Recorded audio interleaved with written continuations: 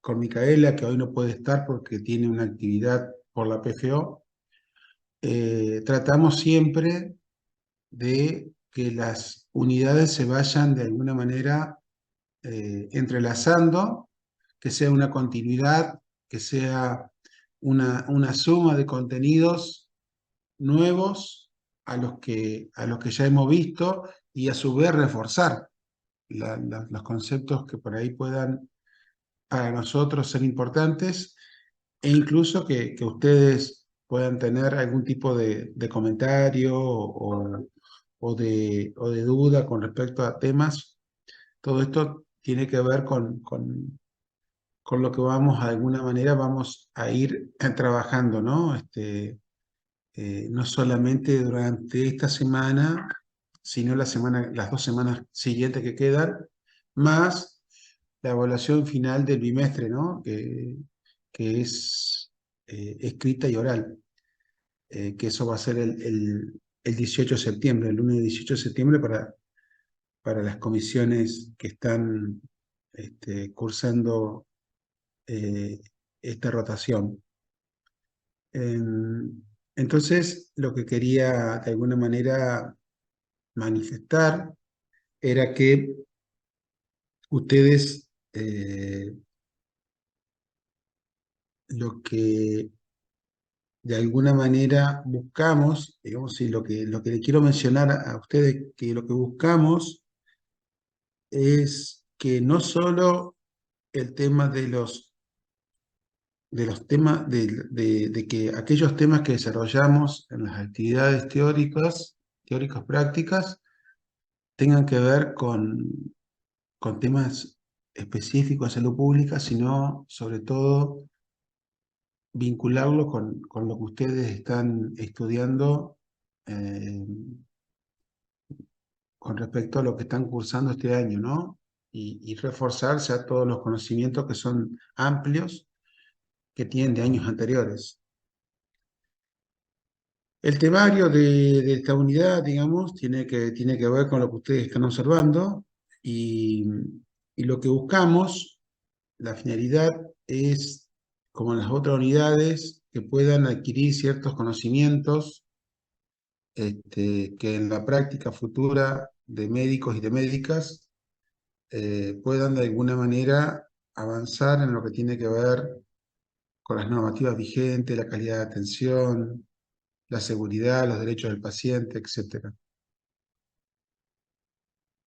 Cuando hablamos de calidad de atención de los profesionales de la salud o de los que hacemos asistencialismo y de ciertos factores de riesgo que puedan estar en el marco de la atención de la población o de las familias o de las personas que podamos tener a cargo,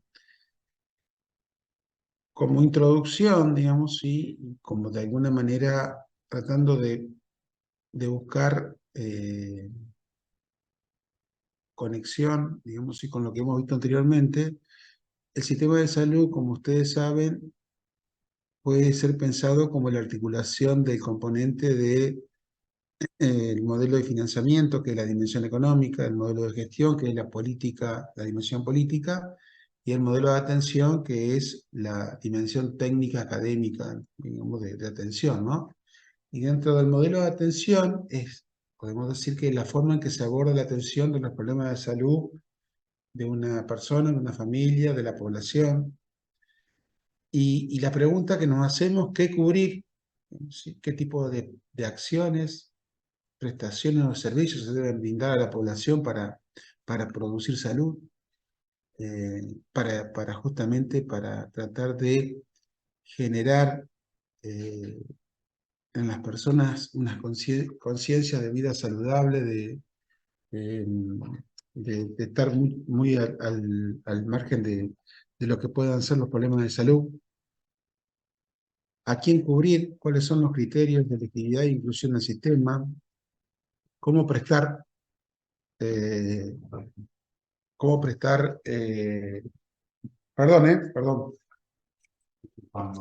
bueno, cómo prestar, o sea, qué prestadores o con cuáles criterios, digamos, eh, de padrones se puede prestar, dónde prestar, digamos, ¿sí?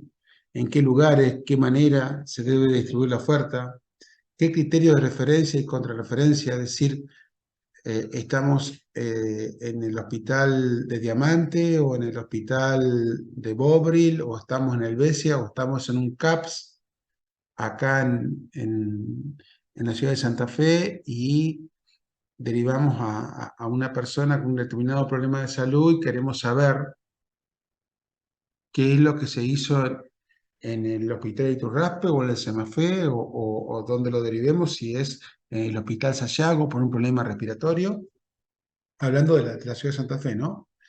Entonces, lo correcto esto del criterio de referencia y contrarreferencia es que las personas puedan volver al, al efector establecimiento de salud donde realizó la primera, la atención de derivación con la información de qué fue lo que pasó con él o con ella en un establecimiento de mayor complejidad. Bueno, estas cosas, digamos, de falta de articulación, son algunos de los problemas eh, que nosotros tenemos que entender que podemos resolver, digamos. De hecho, recuerden en la actividad anterior con los subregistros, ¿se acuerdan cuando hablamos de que de una determinada cantidad de personas con obesidad o sobrepeso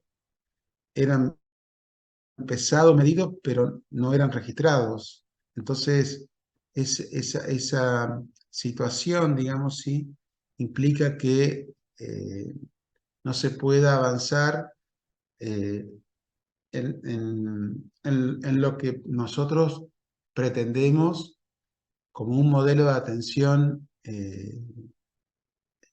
que sea de calidad, ¿sí? Es decir, que esto último, digamos, que acabo de decir, tiene estrecha vinculación de cuando hablamos de barrera de acceso, ¿eh? Cuando hablamos eh, de que por qué muchas veces eh, llegamos tarde a detectar problemas de salud o problemas en la población cuando en realidad existen falencias que son propias de las situaciones que se generan durante el transcurso del trabajo que se desarrolla en cualquier sector, cualquier establecimiento, sea sector público o privado. ¿Cuáles son las principales características de la salud pública? Intervención colectiva, o sea, tanto el Estado como la sociedad civil orientada a proteger y mejorar la salud de la persona. Práctica social, o sea, de trabajar en equipo, ¿no? Sí, de darle participación a la comunidad. Capital humano, que nosotros sabemos que el recurso humano es limitado, ¿no? ¿Sí? Eh, y es limitado no solamente en el primer nivel de atención, sino en los niveles superiores, ¿no?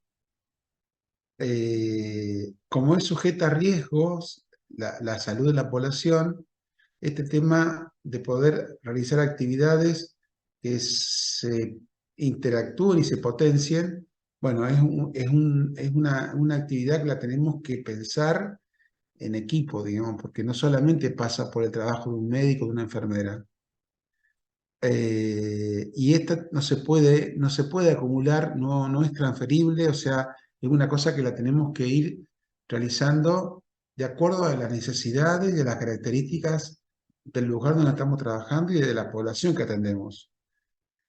Y por supuesto que eso teniendo en cuenta que las personas que, que estamos de alguna manera frente a este tipo de problemas, eh, tenemos nuestros propios problemas, problemas que inclusive vienen arrastrados de la propia pandemia, de los estrés, del estrés que tuvimos, del colapso que hubo en el sistema de salud.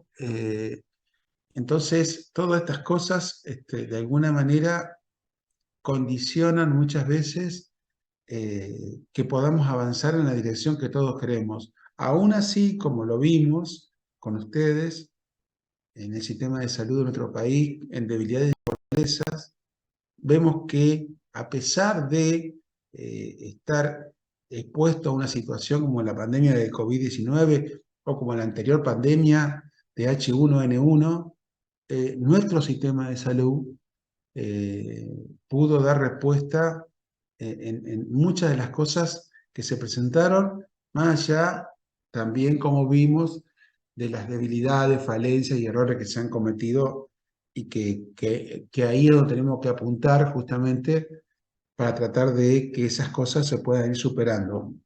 Y nuestro sistema de salud está orientado a la APS, es decir, que tanto el servicio público como el servicio privado tratan de tener eh, una oferta que pueda dar respuestas a la demanda de la población, y esto tiene que ver con la distribución de los efectores de salud en lugares estratégicos, en general cerca de donde las personas viven, donde las familias están la mayor parte del tiempo, y tratar de que sea centrado en las necesidades y no solo en la demanda. Que en la ciudad de Santa Fe los efectores, los establecimientos de salud tienen población nominada a cargo, y que en esto desde hace varios años se viene trabajando fuertemente. Tener proactividad, trabajar en red entre los distintos establecimientos del primer nivel, el nivel intermedio y el nivel de mayor complejidad, puede de alguna manera generar mayor satisfacción, mayor confianza en las personas que buscan atención, no solo en el sector público, también en el sector privado. Y esto que le acabo que ustedes lo deben conocer, digamos, esto es un trabajo que se hizo hace más de 60 años y que aún sigue vigente, ¿no? ¿Sí? En donde claramente de 1000 personas de población adulta en situación de riesgo, 750 reportan síntomas, 250 consultan al médico 1 o 2 veces por mes, 9 ingresan al hospital, 5 son referidos para atención especializada y solo 1 requiere alta complejidad de internación. Con lo cual, esto, digamos, que aún sigue vigente, refuerza aún más eh, lo que se está haciendo en otra facultad, tratando de seguir de seguir formando médicos generales, como son ustedes, como lo van a hacer, digamos, ¿sí? Médicas y médicos generales con una fuerte formación en los problemas de salud que tienen mayor demanda, orientado también a otros problemas de salud específicos, digamos, ¿sí? Que también están teniendo una adecuada formación. Y siguiendo con esto, tomando como disparador la repercusión de la pandemia de COVID en los grupos vulnerables, niñas, niños, mujeres, ancianos, personal de salud, en donde podemos de alguna manera detectar, digamos, ¿sí? Que cuando nosotros estamos de alguna manera eh, comenzando a realizar actividades de atención, actividades que tienen que ver con el abordaje de los problemas de salud, tenemos que partir de la base no solamente de lo que mencionamos anteriormente, de esto de la ecología de la atención, sino también saber que muy probablemente haya personas que busquen atención y que nosotros tenemos que prestar mayor atención, que son estos grupos vulnerables que acabo de mencionar, porque hay evidencia científica demostrada que son ciudadanas o ciudadanos que presentan determinada sintomatología a partir de un conocimiento que debemos tener, de donde tenemos que arrancar, para tratar de desarrollar acciones que permitan que podamos no solo entender el problema de salud con una lógica, digamos, sí, desde nuestro modesto conocimiento como profesionales de la medicina, sino también ponernos en el lugar del, del usuario, del paciente, para poder también saber, digamos, ¿sí? qué cosas le debemos, qué cosas debemos prestar más atención o hacia dónde tenemos que orientar nuestro interrogatorio, digamos. De hecho, que si nos ponemos frente a población vulnerable, mujeres, ancianos o grupos muy expuestos, digamos, como personas que son profesionales de la salud, que estamos más afectados, digamos, sí, por el estrés propio de lo que pasamos durante la pandemia.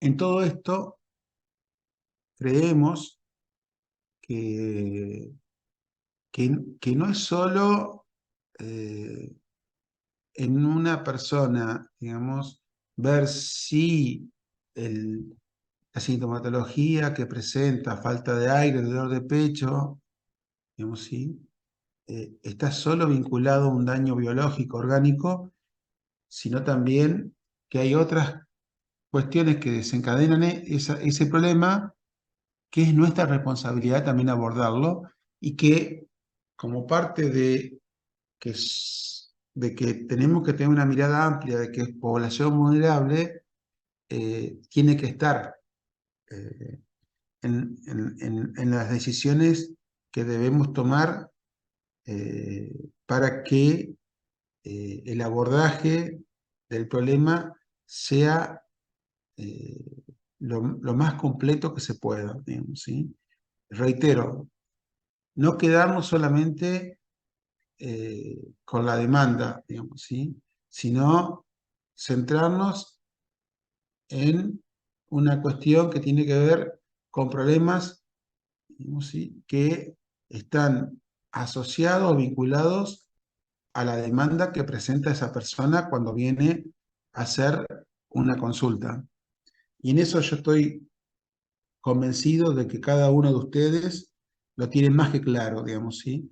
Y no es que yo estoy diciendo una novedad para ustedes, ¿eh? No es eso. Sí creo que como novedad, eh, si me lo permiten decir, eh, creo que es importante eh, siempre razonar eh, con una lógica que vaya más allá de la clínica, digamos, que pueda presentar esa persona. Es eso en lo cual queremos hacer hincapié. Eh, Reitero, yo sé que eso ustedes lo saben, lo tienen en cuenta, pero no está de más decirlo, digamos, ¿sí? Cuando hablamos de calidad de atención de los profesionales de la salud, tenemos que tomar como modelo, digamos, o como faro, digamos, ¿sí?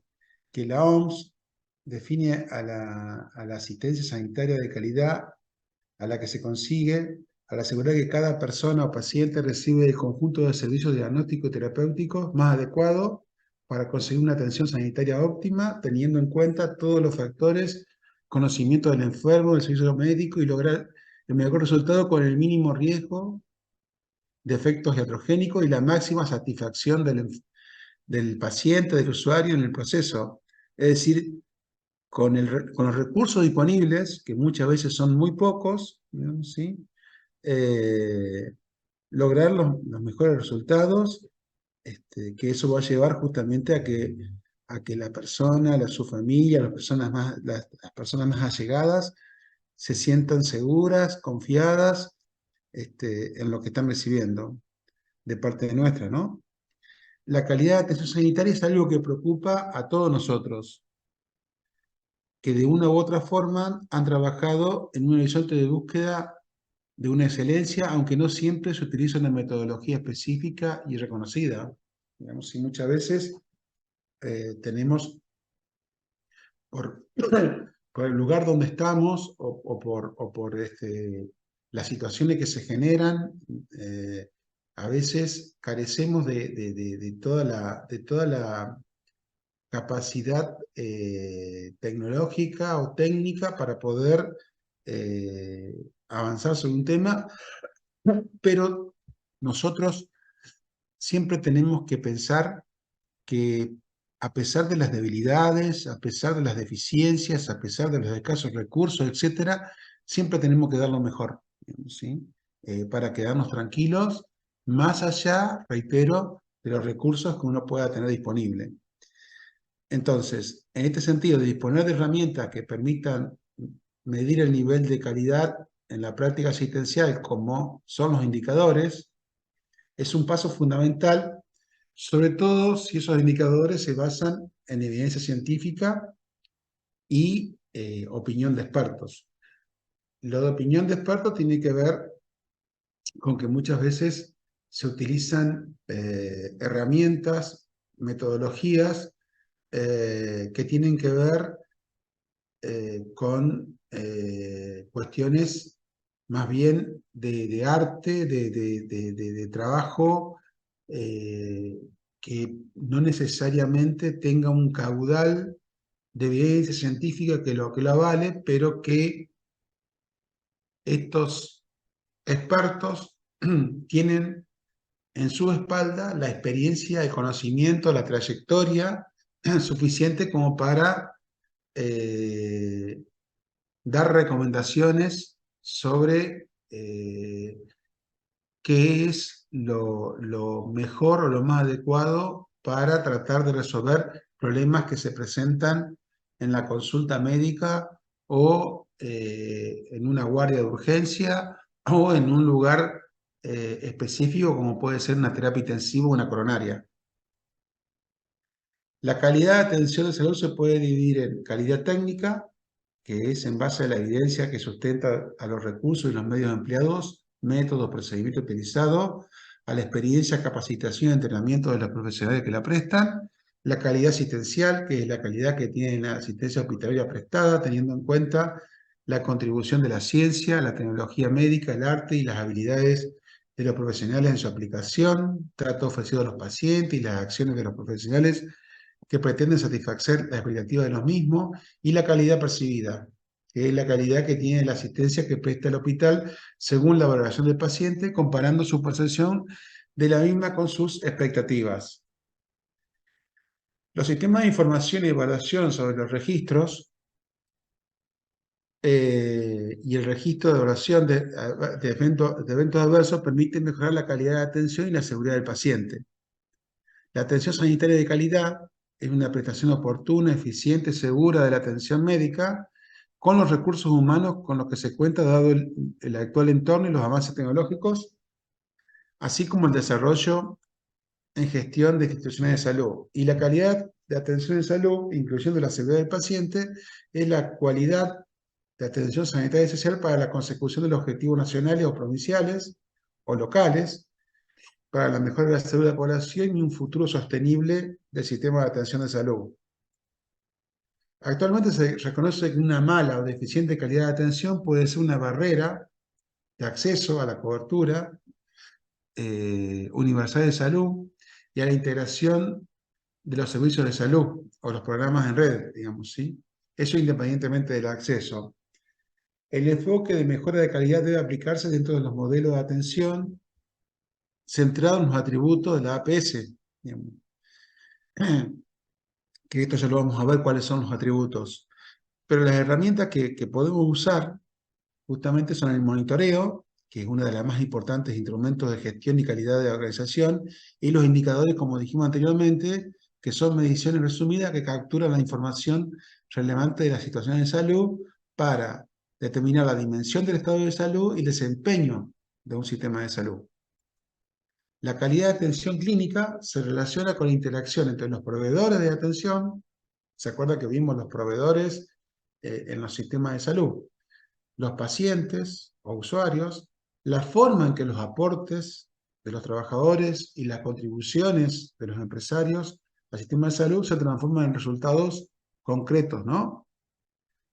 Mientras que los efectos indeseables derivados de la prestación de atención de salud ocurridos en efectores, establecimientos de salud público, son un indicador importante de seguridad de los pacientes, que es determinante en la evaluación de la calidad, ya que son en su mayoría prevenibles o se pueden controlar y que pueden, justamente por la falta de controles, por la falta de estrategias que puedan de alguna manera evitar esos efectos indeseables, causar enfermedades, problemas de salud, incapacidad, inclusive muerte. Entonces, el acceso y la cobertura universal de salud, como el programa en red o la red integrada de salud, no es solo que las personas puedan tener un turno, digamos, un establecimiento de salud, sino que implica esto de los atributos: atención centrada en la persona y la familia. Otro atributo tiene que ver con la longitudinalidad, que es distinto a la integralidad y a la continuidad en la atención, la coordinación de los cuidados priorizados con equidad, equidad y efectividad, que todo esto se puede llevar adelante bajo la guía de elaboración de indicadores básicos seleccionados, el Programa Nacional de Garantía de Calidad y los indicadores básicos recomendados por la Organización Panamericana de la Salud. Entonces, teniendo en cuenta todo esto que dijimos anteriormente sobre la calidad de atención, podemos aplicarlo a un hospital, digamos, ¿sí?, de mediana complejidad o de segundo nivel de atención. Y para esto debemos definir, digamos, ¿sí?, qué son los errores médicos, los efectos adversos. Los errores médicos son los fracasos de aplicar un plan de acción que pueda tener un uso de plan equivocado para alcanzar el objetivo. Los efectos adversos son accidentes imprevistos, inesperados, recogidos de las historias clínicas que han causado algún tipo de lesión, incapacidad, prolongación de estancia o de muerte inclusive, que se deriva de la atención sanitaria y no de la enfermedad del paciente, cuando hablamos de efectos adversos, ¿sí? Y cuando hablamos de historia clínica de calidad, tenemos que tener en cuenta que deben cumplir 4 o 5 criterios: hoja de admisión, evolución médica diaria, evolución diaria de enfermería, exámenes complementarios e informe de epicrisis. Entonces, cuando nos propusimos llevar adelante este trabajo, teníamos una hipótesis, ¿sí? Como cuando uno tiene la idea de empezar una actividad de investigación. Entonces tenemos que hacer una pregunta: ¿cuál es la calidad de atención médica en un efector de salud, en un hospital de segundo nivel de atención o de mediana complejidad de la ciudad de Santa Fe? De ahí partimos con el objetivo general, que es conocer el estado de situación de las atenciones brindadas en este hospital, y los objetivos específicos que tienen que ver con caracterizar el hospital mediante la evaluación de la calidad de atención médica, la evaluación de la productividad hospitalaria y la presencia de efectos adversos y de errores médicos. Este trabajo lo hicimos antes de la pandemia en el Hospital Sayago. Entonces, el número de atenciones en un año que tuvo el hospital es de un poco más de 88.000 atenciones, de los cuales el 52,7 correspondió a turnos programados. Como pueden ver, después se desglosan en porcentaje. El 47,2 correspondió a guardia de emergencia, el 21,3 a clínica, el 7,3 a cardiología, neumo 6,4, ginecología 2,7, etc. El número de egresos a partir de esos de más de 88.000 consultas es de 1.181. Y la distribución de los egresos hospitalarios por sexo y grupos quinquenales, tomaron cada 5 años, vemos que hay una mayoría en el sexo masculino, 54,8, a diferencia del sexo femenino, que es de 45,1. El rango de edad estuvo entre los 14 y 92 años, mientras que la mediana fue de 44. Y el grupo de adolescentes, o sea, el grupo de 15 a 19 años, predominó en el número de consultas. Fíjense que masculino tuvo 78 y femenino 71. Y si lo comparan con el resto del número de consultas, vemos claramente cómo un número de consultas adolescentes en el norte de Santa Fe supera al resto de los grupos quinquenales. La distribución de los egresos por tipo de egreso, vemos que la tasa de mortalidad hospitalaria es muy baja, 6,7 cada 1000 internados, ¿sí? O sea que un 0,6, un 8, son 8 el total, ¿no?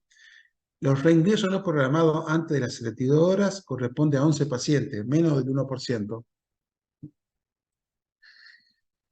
Principales causas de distribución de egresos hospitalarios, esto que está en amarillo, concentran enfermedades respiratorias, de la piel, urinarias y de enfermedades mal definidas, o sea, de diagnósticos que no están incluidos en la clasificación internacional de enfermedades. Dentro de los indicadores de producción hospitalaria, vemos que el porcentaje de ocupación cama es del 44,7%, el promedio de cama disponible es 51%, el promedio de censo diario es 22,5% y el promedio de día de estada es de 6,9, casi 7, digamos, ¿sí? de cada persona. Entonces, vemos que estos indicadores de producción hospitalaria están dentro de lo que son indicadores de otros hospitales de otras regiones del mundo, digamos, ¿sí? No obstante, no deja de llamar la atención la cantidad de días de estada de las personas que concurren a un hospital de mediana complejidad, como lo mencionamos anteriormente. Los indicadores de recursos humanos, vemos que la cantidad de recursos humanos por cargo seleccionado por cama, digamos, ¿sí? es de 3,5. Y la cantidad de recursos humanos todos, o sea, de planta y contratados, es de 4,9. Si lo tomamos como un indicador con otros que se pueden tomar de otros países del mundo, vemos que este indicador está dentro de los valores que uno puede esperar para un hospital de mediana complejidad. En el diagrama de evaluación de errores médicos, tomamos la revisión de historia clínica de 110, de las cuales historias clínicas sin parámetros de calidad fueron 26, y dentro de esas 110, 84 tenían parámetros de calidad. De esas 84, 29 tenían errores médicos y uno solo registraba efecto adverso. Se consideró historia clínica de calidad, como dijimos anteriormente, que cumplan con 4 o 5 más criterios. Fíjense que lo que está en rojo, ¿sí? Dentro de lo que son historias clínicas con calidad, el 51,2%, ¿sí? Tenía epicrisis, ¿sí? Y dentro de las historias clínicas sin calidad, el 38,5% no tenía hoja de emisión, el 53,8% tenía la evolución clínica diaria y el 88% no tenía epicrisis. Es decir, que el promedio entre histórica clínica sin calidad y con calidad da un 60%, digamos, ¿sí? De que no tienen epicrisis.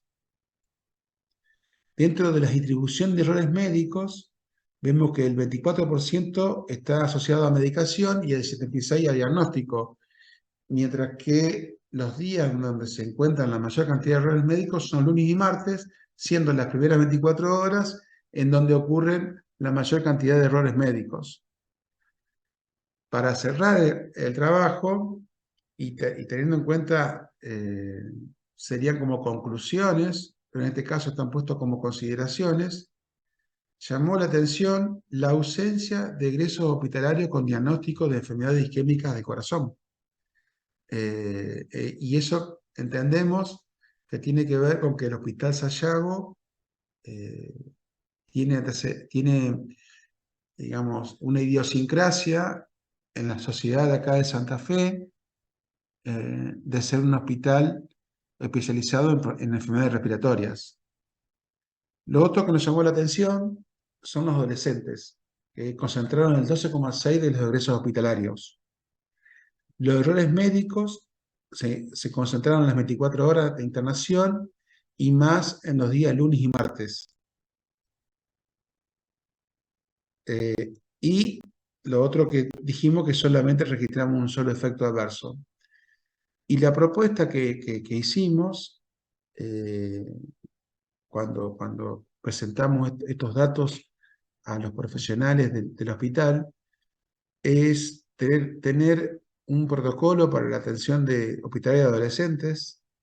Creemos, como se lo mencioné a los grupos anteriores, que esto está más vinculado al abuso de sustancias, digamos, ¿sí? Entonces, entendemos que acá es donde probablemente eh, se entienda un poco más la importancia que tiene de tener una mirada más allá del problema por el cual los adolescentes se atienden y se internan en un hospital de mediana complejidad. El tema de las historias clínicas que no cumplen con los criterios básicos de calidad, digamos, ¿sí? Que se tienen que mejorar. Protocolos de abordaje diagnóstico terapéutico de uso médico interno en base a revisión de evidencia científica y normas nacionales, como se les mencionó anteriormente, digamos, ¿sí? Tener una georreferenciación de los pacientes que se dan el alta para hacer un seguimiento más personalizado de los problemas que pueda tener esa persona y la familia, y tener un comité evaluador, ¿sí? Que permita hacer ateneos, digamos, ¿sí? Seguramente ustedes eh, ya han participado de ateneos en el Hospital de Alasa, en el Hospital de Iturraspe, en el Cuyo, en el SEMAFE, que eso permite de alguna manera eh, poder tomar decisiones en cuanto a ver cuáles son los problemas y resolverlos, ¿no? Seguridad del paciente, que es uno de los tópicos de esta unidad. La seguridad del paciente es la dimensión esencial de la calidad asistencial. Implica estrategias para reducir el daño innecesario al paciente asociado a la asistencia sanitaria. Y esto tiene una historia que por allá, por principios de los años 1990, una investigación hecha por la Universidad de Harvard señaló que el 4% de los pacientes sufre algún tipo de daño en el hospital. El 70% de los eventos adversos producen incapacidad temporal y el 14% de los incidentes pueden ser mortales. Uno de los mayores problemas que tenemos son los trastornos que los pacientes pueden padecer como consecuencia de los errores que ocurren en la práctica cotidiana, ya sea por un error humano o por deficiencia del sistema de salud. De hecho, creo que lo hablamos con ustedes del tema de que justamente para que haya mayor seguridad eh, para las personas que son atendidas en un hospital de alta complejidad, como el nuevo Hospital Iturraspe, este no tiene consultorio.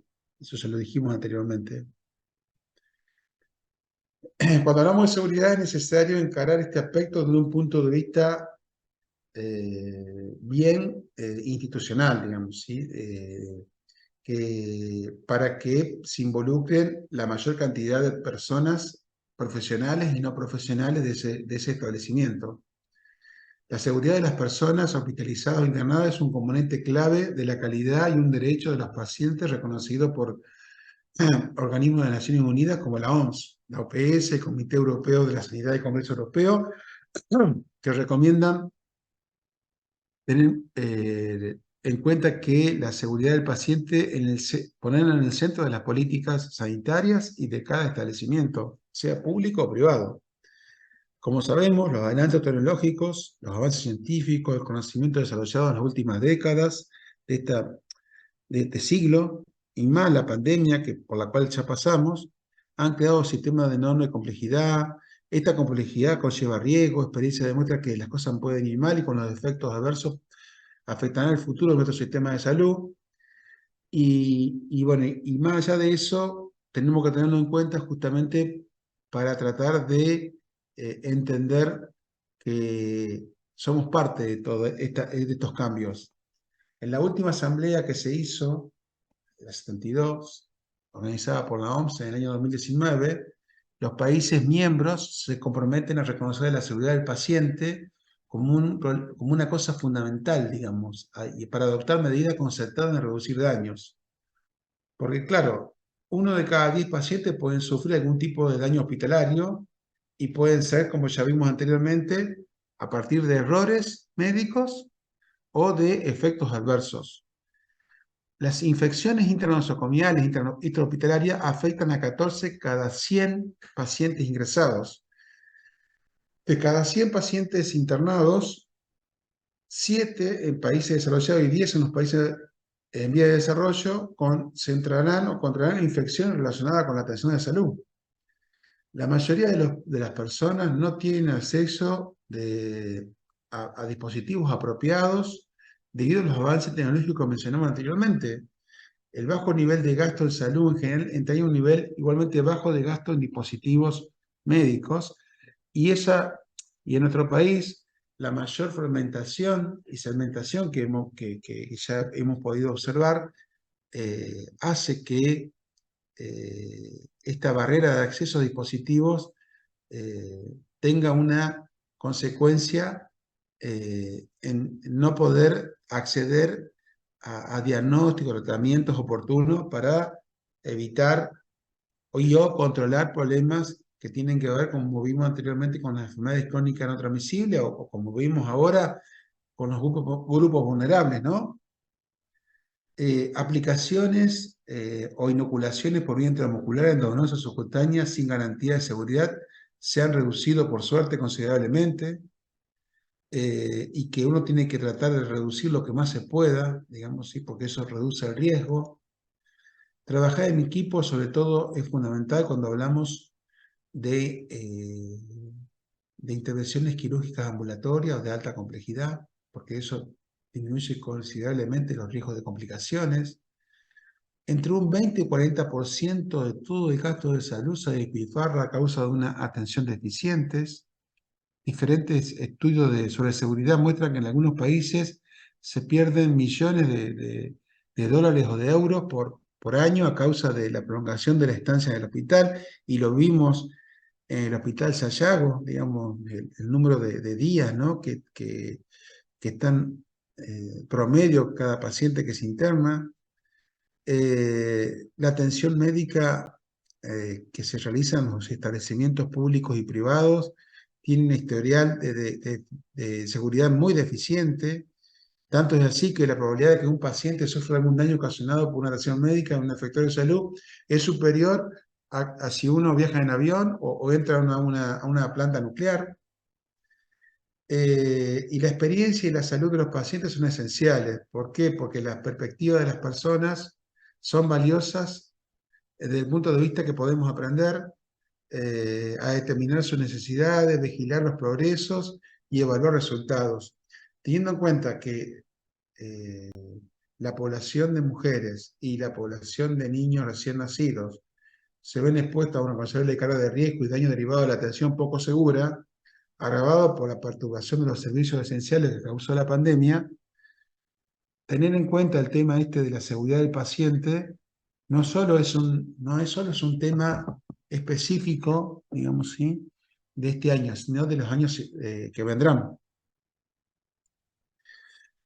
Y hay algunas recomendaciones que ustedes las saben, digamos, con respecto a contribuir a la seguridad de los pacientes hospitalizados de los organismos internacionales como la OPS-OMS, los medicamentos de aspecto de nombre parecido, identificación de pacientes, comunicación durante el traspaso del paciente, realización de procedimientos correctos en el cuerpo correcto, control de soluciones concentradas de electrolíticos, asegurar la precisión de medicación en transiciones residenciales, evitar errores de conexión de catéter, etcétera, etcétera. Es decir, que cada servicio de un establecimiento de mediana o alta complejidad o como es el CEMAFE, inclusive el CUSHEN, que tiene eh, hospitalizaciones de día, digamos, ¿sí?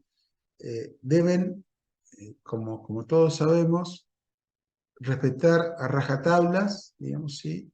Este tipo de recomendaciones eh, dirigidas al tema de alguna manera, contribuir con esto de la seguridad del paciente. Y por último, veamos lo que tiene que ver con los derechos del paciente, ¿sí? Cuando nos centramos en los derechos de los ciudadanos, eh, que no son otra cosa que los usuarios, digamos, ¿sí? Naciones Unidas tiene dentro de los organismos internacionales la OMS, que es la autoridad directiva coordinadora de la acción sanitaria del sistema de Naciones Unidas, y la OMS desde su inicio, por allá por 1945, ha volcado sus esfuerzos en la lucha por una asistencia sanitaria de calidad para todas las personas y ha hecho numerosos llamamientos a la cooperación entre los Estados para lograr promoción, protección de los derechos del paciente. En el año 1946 hizo universal la OMS el concepto del derecho a la salud, el Código de Nuremberg, la Declaración de Helsinki, digamos, de Asociación Médica de 1964, e incluyeron los principios éticos que rigen la investigación médica con seres humanos y se estableció como requisito obligatorio la documentación de consentimiento informado de manera libre y voluntaria. A finales de 1948 se promulgó la Declaración Universal de los Derechos, como ustedes saben, que toda persona tiene derecho a un nivel de vida adecuado que le asegura, así como a su familia, la salud, el bienestar, alimentación, vestido, vivienda, asistencia médica, servicios sociales necesarios, y tiene asimismo derecho a los seguros en caso de desempleo, enfermedad, invalidez, viudez, vejez y otros casos de pérdida de sus medios de subsistencia por circunstancias independientes de su voluntad. Con lo cual, entendemos que los derechos de los ciudadanos de cualquier lugar del mundo tienen que estar siempre presentes en cada una de nuestras intervenciones, en cada una de nuestras acciones. Tenemos que tener claro esto, porque no es necesario muchas veces caer en temas que son banales de la atención de cualquier problema de salud para, para no tener en cuenta esto que acabamos de mencionar, que es, entendemos, crucial eh, en la vida de cualquier médica o médico, y para ustedes, hasta que dejen inclusive de existir, eh, los derechos del paciente son en cualquier ámbito en el cual ustedes se desarrollen. Y teniendo en cuenta todo esto que hablamos de la calidad de atención, de la seguridad del paciente, de los derechos del paciente, etc., hay una legislación que en nuestro país avala todo esto que estamos de alguna manera mencionando. Hay dos leyes. Uno es la 26.529, que habla de los derechos del paciente en relación a los profesionales de salud, y la otra, la ley 26.742, sobre los derechos del paciente, historia clínica, consentimiento informado, promulgada en el año 2012.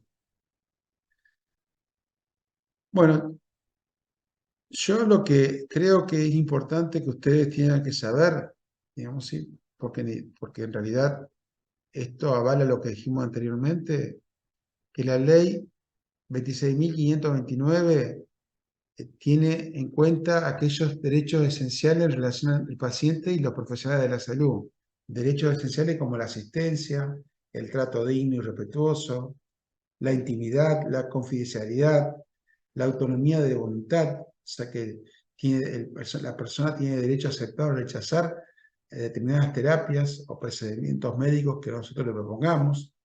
La información sanitaria tiene derecho a una información que incluye, digamos, a que tiene que recibir toda la información que necesite para justamente tomar la decisión.